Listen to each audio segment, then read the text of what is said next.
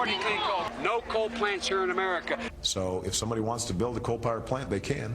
It's just that it will bankrupt them because they're going to be charged a huge sum for all that greenhouse gas that's being emitted.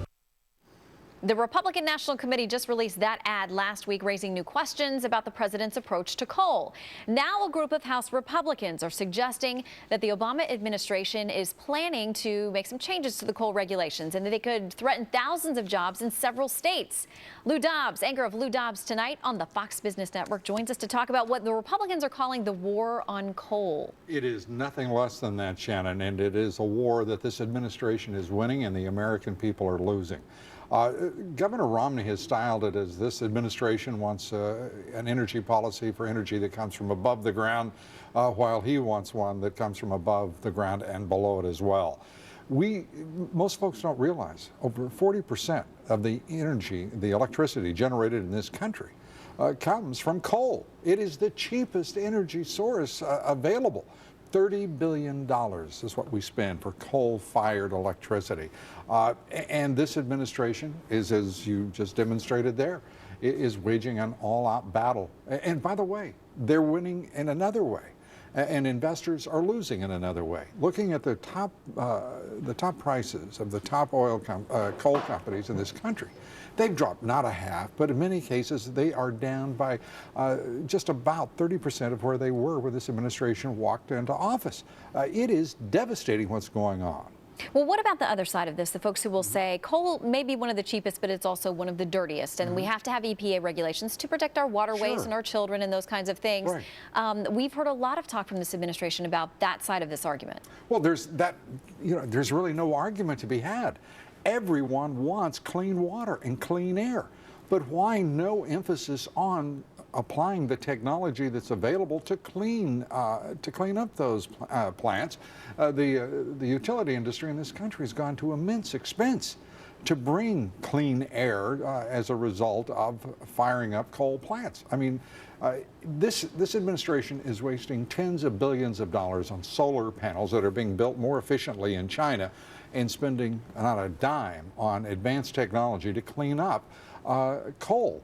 It's ridiculous. Well, and GOP members of the House Natural Resources Committee have been investigating this. They say that they have uncovered what they think is a plot to basically destroy the coal industry.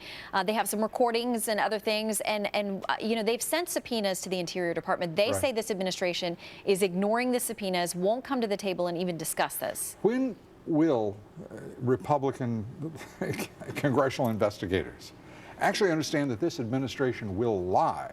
You have just put on air the President of the United States and the Vice President of the United States. There's no conspiracy to prove. They have confessed, saying that you will go bankrupt if you try to build a coal-fired plant. Joe Biden saying there will be no coal, not in America. Think about the jobs that they're destroying as well.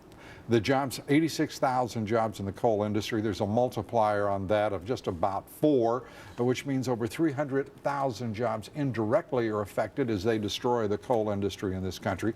Think of the billions of dollars that coal company investors have lost, the coal companies themselves.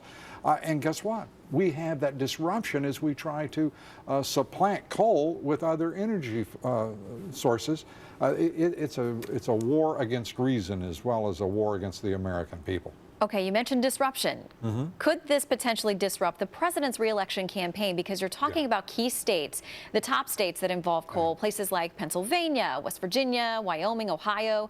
A lot of those states impacted by these jobs. I mean, in Pennsylvania alone, we're talking about 20 electoral votes. Absolutely, and as you look across the range of fossil fuel sources, this is an administration that is waging a war against domestically produced crude oil as well.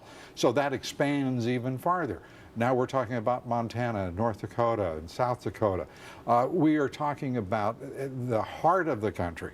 The largest producing state, of course, is Texas, oil-producing state. This is an administration that surely has lost its capacity to reason when it takes on fossil fuels. It is really trying to devastate what is already a very tough industry. And by the way, coal is now one of our major exports. Crude oil refined petroleum products are now, for the first time in 60 years, being exported by the United States. On every level, this administration has got its head focused in exactly the wrong direction. Well, it's interesting to note that the campaign website for the president now does mention coal specifically and how it can work as part of the plan.